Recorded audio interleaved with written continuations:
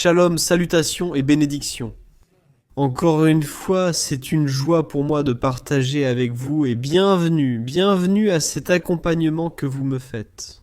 Nous allons nous asseoir là, je vous ouvre la porte de la voiture. Vous entrez ici avec moi. Et nous allons visiter une ville de plus en Israël, dans la terre de la Bible. Et c'est une ville où il y a ici des habitants. Non. Beaucoup de gens ont peut-être entendu le terme bédouin. Ceux qui ont entendu le terme bédouin, en général, l'associent avec des gens qui vivent au bord des routes, dans des tentes, dans des campements, dans de petites maisons faites de tôle, comme au cinéma et des choses comme ça. Mais la réalité, c'est qu'aujourd'hui aussi, sur le territoire d'Israël, à l'année où nous nous trouvons aujourd'hui, 2021, il y a des villes où les Bédouins habitent. Et aujourd'hui, nous allons visiter l'une des plus grandes, qui se trouve aujourd'hui dans l'État d'Israël. C'est la deuxième ville, après Nazareth, qui a majoritairement une population musulmane, c'est-à-dire des gens qui pratiquent la religion musulmane. Nous allons découvrir un peu la ville, nous allons la parcourir un peu de l'intérieur. Alors préparez-vous, et bienvenue. Le nom de cette ville est Rahat, comme vous l'avez entendu, Rahat. Alors bienvenue, attachez votre ceinture, et nous allons entrer dans la ville de Rahat. Merci.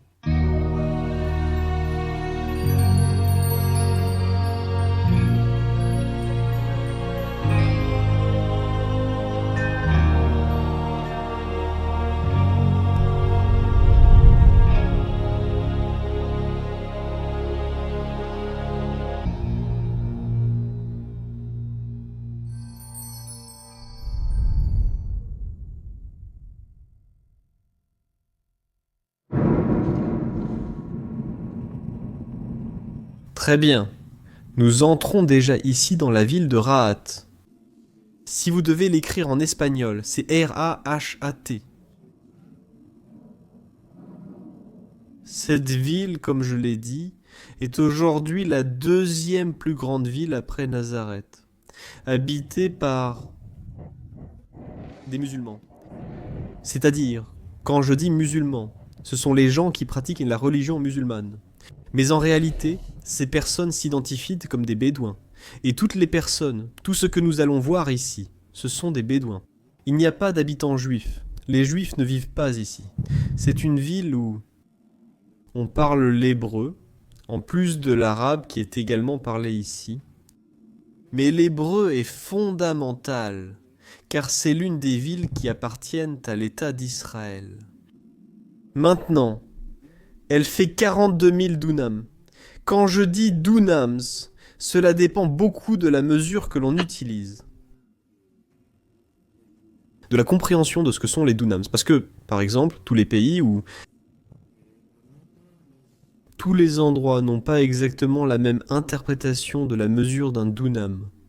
Ici, Israël se base sur le dunam de l'époque de l'Empire ottoman. Celui qui existait avant qu'Israël ne passe sous contrôle britannique. Avant 1917, c'est-à-dire, il restait encore beaucoup de la culture ottomane turque ici, dans cet endroit. Et la mesure, par exemple. La mesure, ce qu'on appelle le système de Douna, est basée sur 1000 mètres par 1000 mètres carrés. Ce qui nous amène à comprendre qu'au final, la ville de Rajat a exactement 42 km². J'espère avoir été clair avec cela. Si ce n'était pas clair, avez-vous eu du mal à comprendre? Alors, à ce moment-là, vous faites un retour en arrière sur la vidéo. Vous revenez en arrière et vous essayez d'interpréter. Rappelez-vous toujours que la Douna, la mesure en Israël, c'est 1000 par 1000 mètres. C'est une Douna qui transforme 1 km². Cet endroit, par exemple, pour comprendre pourquoi cette ville est si grande, parce que la ville de Tel Aviv, celle qui est grande, connue pour ses gratte-ciel et tout cela, elle fait 50 km². Alors imaginez si cette ville fait 42 km² et que Tel Aviv fait 50 km². À quel point cette ville est grande? Elle est située sur le territoire du Negev. Elle se trouve à 12 km de la ville biblique de Be'er Sheva. Rappelle-toi, nous avons eu là-bas 2 vidéos où nous avons fait dans la biblique. Tel Be'er Sheva. Ensuite, nous visiterons Be'er Sheva, la ville moderne qui est aujourd'hui très étendue.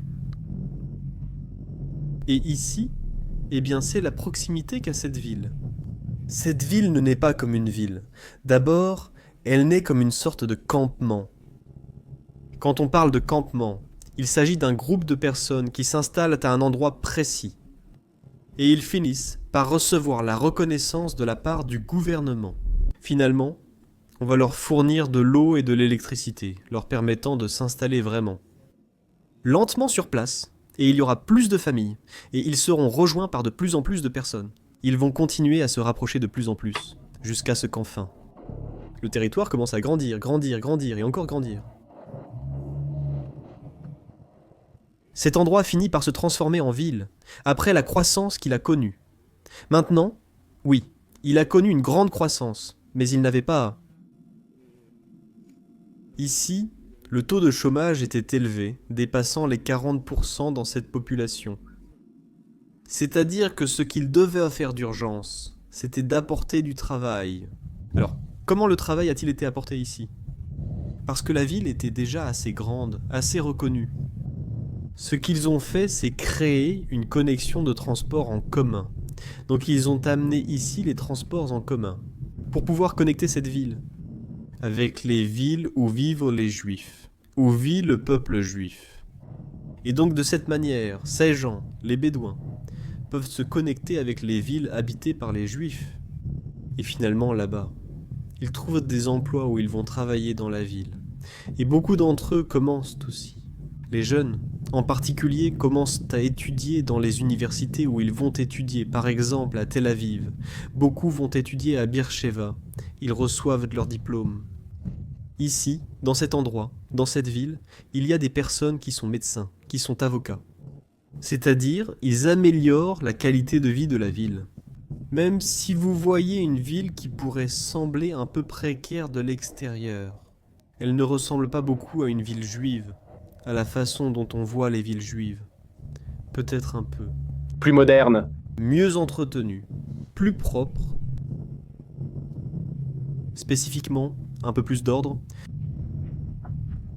Mais cela est aussi grandement lié à la culture. La culture du peuple arabe est déjà comme ça, elle est différente de celle du peuple juif. En ce qui concerne le sujet de...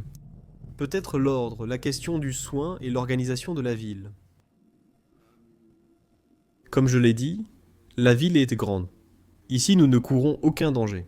Pour ceux qui s'inquiètent des dangers d'être présents ici. Non, ce n'est pas dangereux. Cette ville est une ville bédouine. Nous allons maintenant parler des Bédouins. Un petit peu, ils se divisent en deux courants de pensée. Un courant de pensée. Il dit qu'ils sont des descendants de l'un des fils de Noé, mais plus précisément des petits-enfants, et du frère d'Héber, qui venait de la famille de Noé. Et ce sont eux qui ont habité dans la région du Moyen-Orient, c'est-à-dire toute la région connue sous le nom de l'ancienne Mésopotamie. Ce qui fut un jour Babylone et un autre jour la Perse. Ce qui aujourd'hui, par exemple, correspond à environ 22 pays arabes reconnus comme pays arabes dans toute cette région. Émirats unis et plein de pays. L'Arabie saoudite, l'Égypte, plusieurs pays qui sont reconnus comme arabes et beaucoup de personnes qui sont nées là-bas. Alors, puis, au fil des années, ils ont commencé à s'installer sur le territoire qui était déjà celui d'Israël. Et tout ce territoire, toute la culture mésopotamienne ici au Moyen-Orient, ils affirment avoir toujours été présents et originaires d'ici. Nous sommes des descendants de ceux qui, plus tard, vont évidemment adopter la religion musulmane comme religion officielle. Et en fait, ici, cette ville finit par se transformer. Et 100% de ses habitants deviennent des habitants musulmans. Je me rappelle être venu ici avec ma femme il y a quelques années. Nous étions en train de vendre, je ne me souviens plus. Je crois que c'était une machine à laver. Et un couple américain est venu chez nous pour l'acheter. Et nous ne savions pas vraiment qui ils étaient. Nous ne savions pas très bien. Nous savions qu'ils vivaient ici. Ils nous ont demandé si nous pouvions le rapporter. Nous sommes donc montés dans la voiture, avons chargé le linge, sommes venus jusqu'à cette ville et le leur avons apporté. À notre arrivée, nous avons découvert leur maison très moderne. Il y a des maisons assez modernes dans une partie de la ville, là où la ville est en train de se développer de façon moderne. Ils ne nous l'ont jamais dit, mais nous avons compris qu'ils étaient des missionnaires des États-Unis qui étaient venus ici dans le but d'apporter l'évangile à cet endroit. Un village entièrement musulman. Il n'y a pas de chrétiens. Il n'y a pas de congrégation chrétienne. Il n'y a pas d'église catholique. C'est-à-dire qu'il n'y a absolument rien ici. Comme je l'ai dit, il n'y a pas de synagogue non plus. Et encore moins. C'est-à-dire que le peuple juif n'habite pas ici. Vous ne verrez pas de religieux juifs dans cette ville. Ce qu'il y a ici, nous allons le voir maintenant, après, plus tard. Un très grand nombre de mosquées. C'est ce qui prédomine, en raison de la religion musulmane ici, dans cet endroit. Nous allons descendre un peu, peut-être de la voiture, si j'en ai l'occasion, et je vais vous montrer un peu comment ça se passe dehors. Ce que vous voyez ici, je vais essayer de me garer pour que vous puissiez voir. Regardez, c'est là.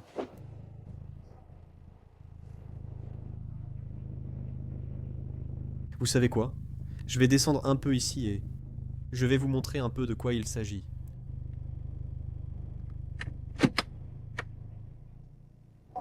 Je suis sorti de la voiture pour vous montrer un peu de quoi il retourne. Tout d'abord, je veux vous montrer qu'ici, de ce côté, se trouve la mairie de cet endroit. Ce que vous voyez là, c'est la mairie. Là-bas de la ville de Rajat. On trouve aussi une organisation, un bureau, qui s'occupe des citoyens, de ceux qui n'ont pas d'emploi. Toutes ces personnes ici sont chargées de les aider, et je vous montre cela parce qu'à un moment donné, c'était le centre d'attraction. Aujourd'hui, ce n'est plus le cas. Parce qu'aujourd'hui, tout ce qui concerne la mondialisation, les centres commerciaux et tout cela sont apparus.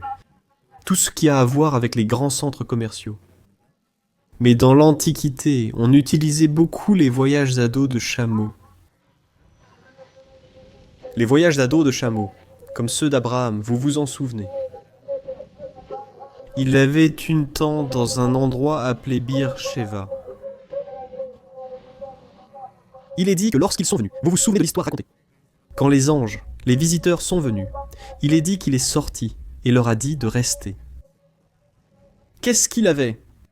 Il avait un lieu pour accueillir des personnes, ce qui constituait sa principale source de revenus. Quand il avait cet endroit, pas seulement pour recevoir ces gens, mais généralement pour ce qu'il recevait. Des visiteurs venaient constamment, mais plus précisément, c'était le courrier postal. De qui s'agissait-il ? C'était des groupes de Nabatéens qui venaient à cheval en apportant la mirée.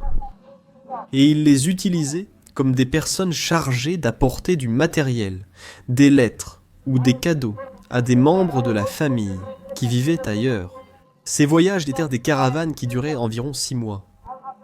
Et donc ces gens, ces endroits comme celui où nous sommes maintenant, finissaient par acheter à ces personnes des choses considérées comme internationales. Alors ils apportaient le produit, le textile, de ce pays-là, de cette nation-là, pour qu'il soit finalement vendu ici. Donc ici tu vivais, dans cet endroit, et tu pouvais t'acheter un produit sans avoir voyagé jusqu'à, par exemple, jusqu'en Irak, appelons-le Irak, et tu l'achetais simplement dans ta boutique locale. Et c'est ce qu'étaient les boutiques locales à cette époque-là. Alors, ce groupe de Nabatéens qui venaient à cheval apporter ces produits. Enfin, non. Ils apportaient des produits à cette époque, mais cela ressemblait aux boutiques principales. Ce qu'on appelle le shak. En hébreu, cela signifie le marché. Et dans le marché, on venait et on achetait toutes sortes de choses à un prix très économique. Et en plus, non seulement à un prix économique, mais on profitait aussi beaucoup du fait d'acheter quelque chose de moderne. Aujourd'hui, presque tout a complètement disparu. Et la seule chose qui reste, ce sont des gens qui ne font que vendre. Ils vendent des vêtements bon marché, des chaussures et des choses comme ça. Il y a de ces youks bédouins dans différentes villes du sud, parce qu'il y en a aussi à Beersheva. Ce que vous entendez, c'est la langue arabe.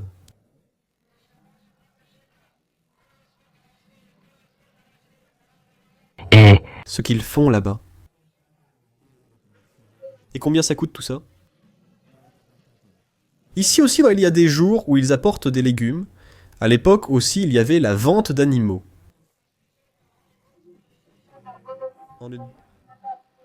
On vendait des moutons, on vendait des chameaux, on vendait de tout, des ânes, de tout, de tout, de tout. Aujourd'hui, il ne reste plus que des vêtements. Alors, bon, est-ce que c'est ça le moderne aujourd'hui, ou ce qu'il reste dans notre ère moderne, de ce qu'est un youk, un marché arabe? Continuons notre visite de la ville ensemble. Prêt? Alors, on va remonter dans la voiture, et on va voir ce qu'on trouve d'autre, ici dans la ville de Rajat. D'accord. Alors on y retourne encore une fois maintenant. À la voiture. Je peux vous assurer qu'il fait très très très chaud dehors. Donc c'est bien que nous puissions bouger ici dans la voiture qui a la climatisation. Je veux continuer à vous parler du sujet des Bédouins, pour pouvoir apaiser ce doute, parce que c'est resté en suspens. Il y a quelque chose que j'avais oublié, parce que j'ai dit qu'ils croyaient en deux courants. L'une concernait ceux qui étaient restés, qui habitaient dans toute la région du Moyen-Orient, qui étaient les descendants de Noé. Et la deuxième ligne de pensée des Bédouins, et qu'ils sont les descendants d'Ismaël, c'est-à-dire qu'ils viennent aussi du monde égyptien.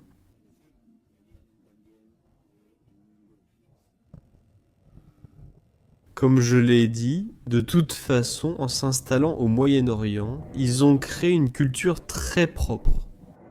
On les appelle nomades.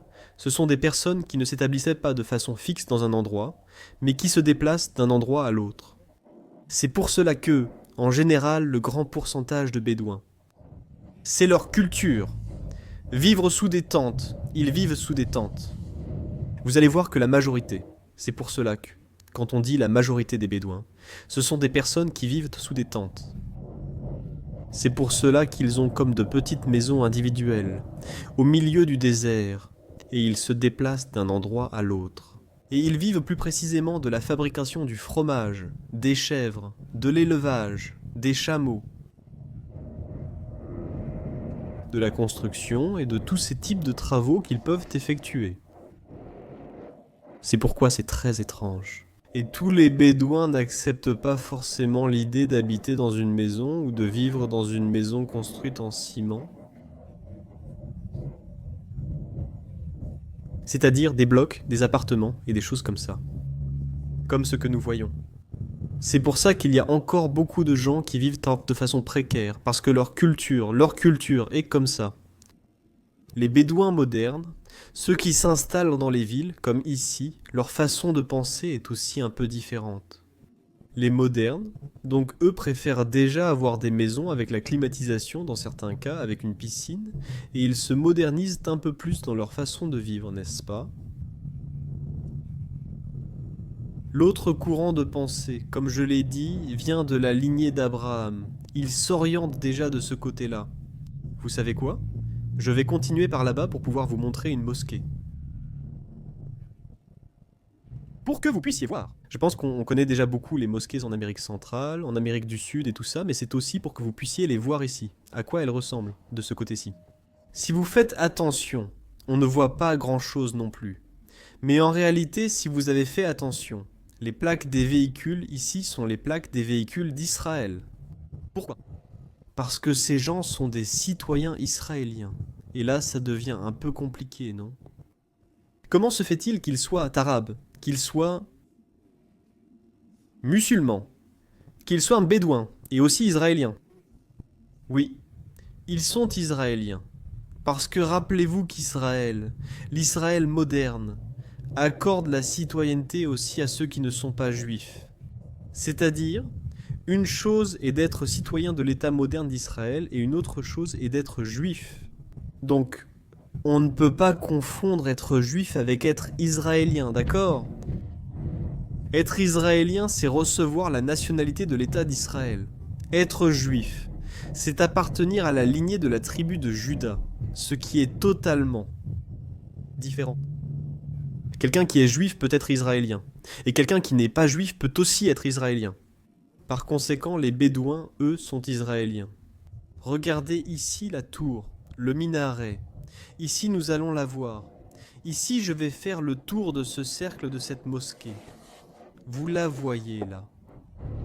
Si vous regardez en haut, c'est comme le dôme, celui qu'on connaît sur le mont Moria, dans la ville de Jérusalem. Presque toutes ont des dômes. C'est pourquoi vous verrez cette mosquée avec le dôme dans la ville de Jérusalem. Regardez, je vais continuer pour vous en montrer une autre qui se trouve là-bas de l'autre côté. Alors, en revenant pendant que nous allons là-bas, les plaques d'immatriculation des voitures sont israéliennes. Parce qu'ici, il n'y a pas de différence entre entrer dans la ville ou sortir de la ville. C'est-à-dire qu'ici, nous n'allons pas rencontrer de frontières. Pourquoi ? Ce ne sont pas des gens. Islamiste, d'accord? Je ne veux pas vous embrouiller, mais il y a aussi deux courants au sein de l'islamisme. Il y a les islamistes en faveur de la paix, et il y a les islamistes en faveur du terrorisme. C'est-à-dire, il y a deux courants. Pourquoi ? Parce que l'islamisme est avant tout un courant politique. Et tout ce qui concerne l'islam, précisément, c'est un lieu qui a un lien avec la religion musulmane. C'est-à-dire, c'est protéger tout ce qui concerne le musulman. Le musulman, c'est la personne qui lit le Coran et qui considère le prophète Mahomet comme son guide suprême. D'accord ? Plus ou moins comme ça, un simple résumé sur qui sont les Bédouins et comment ils pensent, ce qu'ils pensent. En ce qui concerne le point de vue politique, ils n'ont pas de nation spécifique à laquelle ils se sentent attachés. Pourquoi ? Parce que ce sont des personnes qui passent d'une boutique à l'autre. Alors, s'ils se trouvent ici, ils vont défendre ce village d'ici. Regardez cette mosquée ici, comme shit grande. En haut, si vous faites attention, je vais m'arrêter ici un petit moment. En haut du minaret, vous voyez, il y a des haut-parleurs. Est-ce qu'on peut voir les haut-parleurs là-haut ? Ces haut-parleurs, c'est parce qu'on annonce, par exemple, l'heure de la prière. Ils ont 5 moments de prière. Et à ces 5 moments, tout le monde sait quand il est temps de prier. Et où qu'ils se trouvent, ils n'ont pas forcément besoin de venir à la mosquée. Mais où qu'ils soient, ils accompagnent le son de la prière qui est diffusé depuis la mosquée. Dans l'Antiquité, il y avait une personne qui devait monter tout en haut du minaret. Et de là, ils élevaient une prière sans son, c'est-à-dire à voix haute. Et ils le faisaient à voix haute pour que toutes les personnes qui se trouvaient relativement proches puissent l'entendre. Aujourd'hui, avec la modernité, alors, on leur a installé des haut-parleurs. Et ces haut-parleurs permettant d'atteindre un rayon beaucoup plus large qu'auparavant, ce qui n'était pas possible avant. Donc c'est assez spécial. Il faut s'y habituer. À 5 heures du matin, à contre-cœur, vous entendez qu'on prie dehors, et à différents horaires, ils prient de façon permanente. Comme je l'ai dit, 5 prières pour le peuple musulman, les musulmans plutôt, et 3 fois par jour pour les juifs. Si vous faites attention, il y a beaucoup de constructions. On construit aussi en permanence. Tout le temps, ils construisent ici, à cet endroit. Regardez, maintenant je vais y aller. Je vais m'écarter un peu vers l'intérieur de cet endroit. Il y a une école ici. Je ne peux pas passer par là. Je voulais aller jusqu'à cet endroit. Vous savez quoi ? Je vais faire demi-tour. Au moins, allons-y. Allons jusqu'à l'endroit où on nous permet d'entrer. En avant, aventuriers. Explorons ce lieu. Je suis peut-être en train d'entrer directement dans l'école, ce qui n'était pas mon objectif initial. On verra bien ce qui se passe. Ne regardez pas, on entre et on sort. C'était comme une sorte de raccourci. À l'intérieur de l'école. L'école est là-dedans. Tout ce que nous avions vu, tout ce mur. Non, ce n'était pas un raccourci. On a fini sur le parking. Maintenant, je vais vraiment refaire le tour.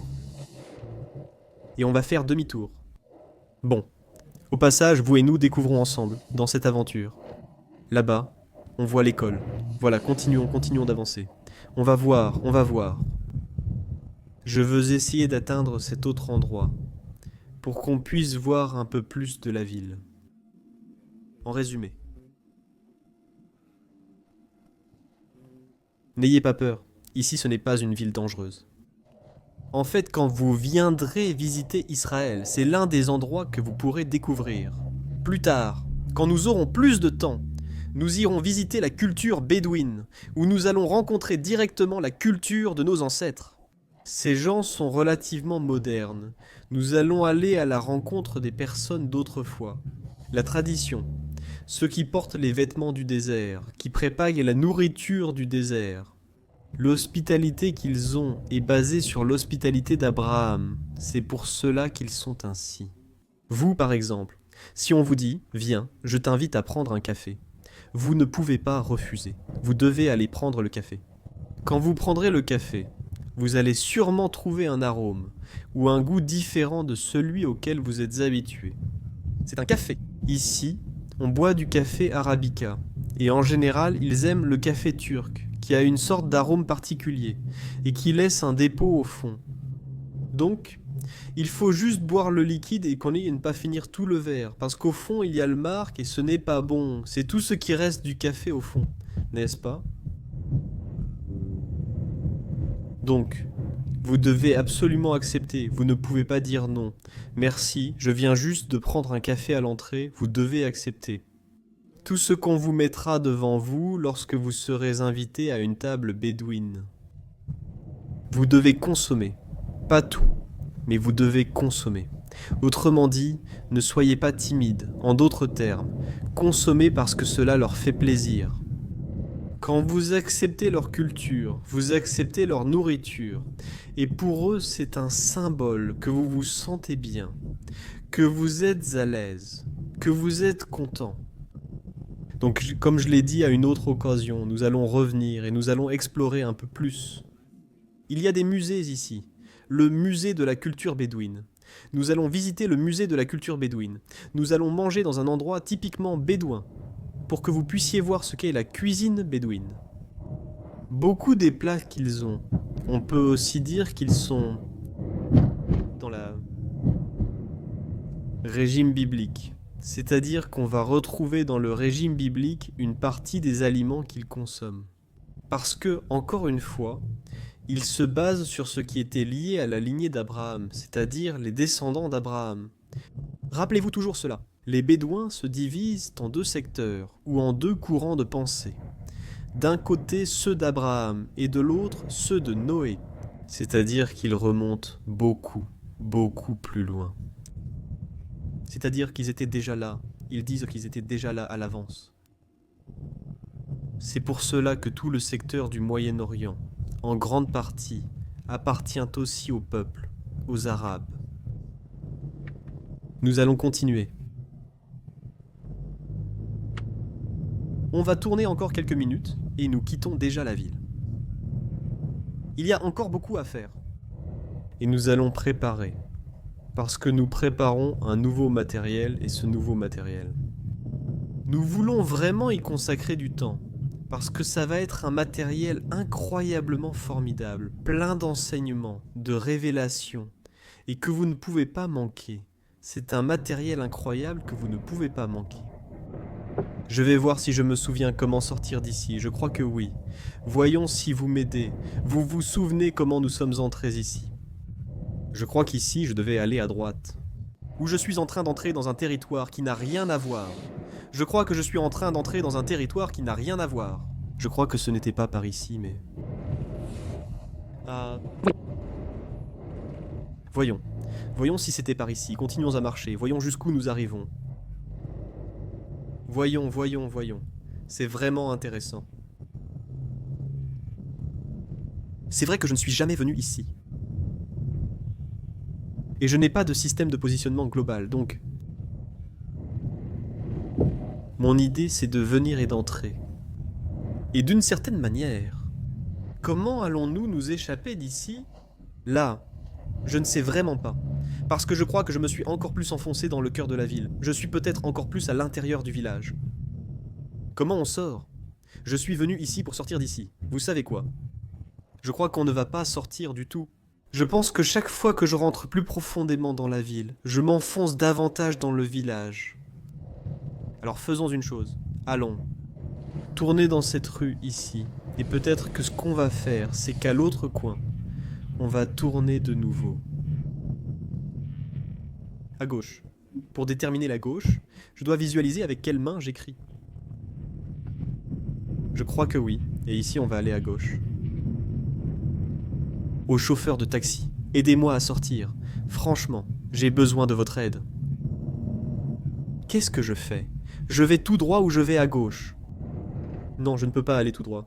Regardez, la rue est fermée là-bas. Donc je vais aller à gauche. Allons à gauche.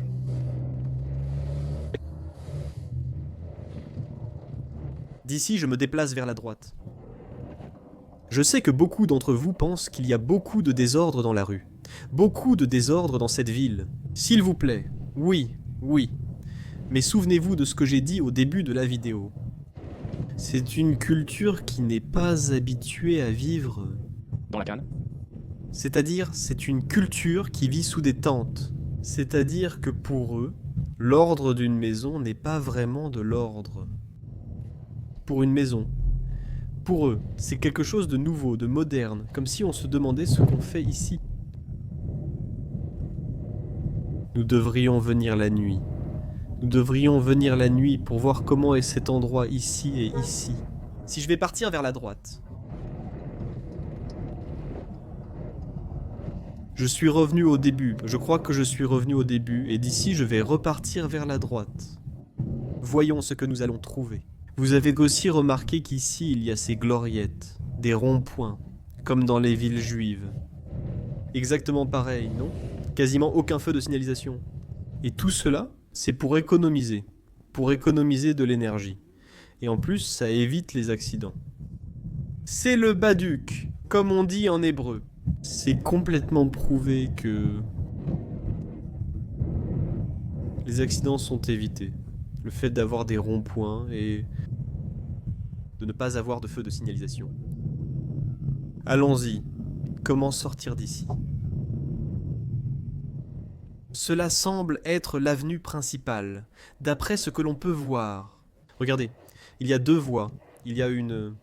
Je ne sais pas comment on appelle ça, ce qu'il y a au milieu. Un terre-plein, un boulevard, peu importe comment on l'appelle. On va essayer de dépasser ces véhicules. Une autre chose. Ici, la loi de la rue, c'est-à-dire les panneaux de signalisation et tout ça, c'est sans importance. C'est-à-dire, ici pour la culture, aussi la culture arabe bédouine. Ce n'est pas très important. Peut-être qu'en Europe c'est différent, mais ici ce n'est pas très respecté. Ici c'est directement celui qui met le nez de sa voiture en premier qui va avancer et qui va imposer le respect dans la rue. Beaucoup d'entre vous me disent aussi ici frère, ici aussi frère. La situation est identique dans nos pays. Du côté juif, non, du côté juif. C'est beaucoup plus ordonné. Et cela a aussi à voir avec le fait qu'il y a de lourdes amendes du côté juif. Je crois que je me suis encore égaré. Mais bon, je crois qu'on est déjà près de la sortie.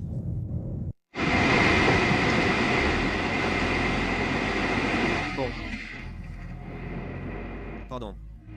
Vous savez qu'on a eu une petite coupure là, de caméra. Parce que la caméra s'est éteinte à cause de la chaleur qu'il fait ici. Pour que vous ayez une idée. Nous sommes à 36 degrés. Ce qui signifie 96 Fahrenheit. Autrement dit, il fait très chaud. Et surtout, gardez à l'esprit que la caméra est presque collée contre la vitre de la voiture. Parce que de cette façon, vous pouvez avoir une meilleure vue de la ville. Et cela fait que la température, je ne sais pas si elle double ou triple mais la température restait beaucoup plus élevée. Et l'appareil alors signale surchauffe, surchauffe, je vais m'éteindre, et il finit par s'éteindre, et il ne prévient pas, je m'éteins dans 2 minutes, il se coupe directement. C'est pour ça que l'image s'est coupée, donc on vous présente nos excuses à l'avance. Nice. Nous sommes déjà en train de quitter la ville, et je le sais, parce que nous sommes déjà dans la partie centrale de la ville, là où se trouvent les magasins, comme l'avenue principale. Comme nous l'avons dit plus tôt, c'est tout. Cela va nous mener à la route principale de sortie, où cela va directement nous connecter finalement à la route principale, qui relie déjà avec les villes juives, qui sont par exemple Tel Aviv, Be'er Sheva, celles qui seront là, près de cette ville. Je tiens à vous remercier de m'avoir accompagné dans cette expérience, dans cette folie de venir ici sans système de positionnement global, d'entrer dans cet endroit. Et j'espère que vous avez appris, que vous avez découvert et connu une ville de plus ici en Israël. Et cette fois-ci, en essayant de comprendre un peu plus la culture d'Israël et comment Israël cohabite, c'est-à-dire comment se passe la cohabitation entre Arabes et Juifs en Israël, les musulmans et le judaïsme, c'est-à-dire la personne qui pratique l'islam ou qui est musulmane, et celle qui pratique le judaïsme. Ici, l'un partage avec l'autre, sans aucun type d'inconvénient, le fait de défendre leur nation et le fait de vivre dans cette nation.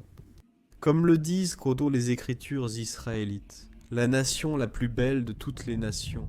Je le dis sans rabaisser aucun pays. Bien sûr, chacun a sa propre beauté. Toute la terre est la création de Dieu. Mais la Bible dit qu'Israël est la plus belle de toutes. Et la vérité, c'est qu'Israël a tout. Tout comme il a l'été, il a le désert, il a des montagnes, il a de la neige, il a des mers, il a absolument tout dans un petit territoire. L'une des grandes entreprises que nous avons trouvées ici à la sortie. Maintenant, quand nous allons sortir, c'est quelque chose qui s'appelle SodaStream. Vous en avez peut-être entendu parler. Et c'est une entreprise juive qui a donné beaucoup d'emplois aux Bédouins. Donc c'est une entreprise qui est en faveur de la paix. Et ils se sont installés ici, précisément à cet endroit, pour montrer qu'il est possible de coexister, qu'on peut vivre ensemble, quelle que soit la religion que l'on pratique. Nous rappelons que le problème qu'Israël rencontre toujours n'est pas nécessairement le conflit, la lutte avec les religions, mais plutôt le conflit avec les groupes terroristes. Et depuis, ce combat dure depuis de très nombreuses années, et cela continue. Je vois déjà presque la fin de la ville, nous sommes déjà en train de sortir, donc je vous dis au revoir d'ici. Alors permettez-moi de m'arrêter ici et au prochain endroit. Attendez un peu, ne partez pas, restez un peu là. Notez la quantité de caméras présentes ici aussi. Allons-y. Je veux voir ici, je vais m'arrêter ici, je m'arrête ici, je descends là. On se dit au revoir, attends-moi. Très bien. Là, je suis descendu du chariot, juste pour vous dire au revoir, pour que nous puissions nous voir. Vous puissiez me voir, et moi vous voir. À vous à distance. Je ne sais pas comment je peux vous voir, vous vous demanderez, mais bon, au moins je vous ressens, que vous êtes là. J'espère que cette promenade vous a plu. Où nous sommes sortis un peu pour parcourir cette ville et en apprendre un peu plus sur les cultures d'ici, en vivant sur le territoire d'Israël. Ne manquez pas le prochain épisode. Vraiment, le prochain épisode va être incroyable. Et en plus, il y aura une invitée spéciale dans cet épisode.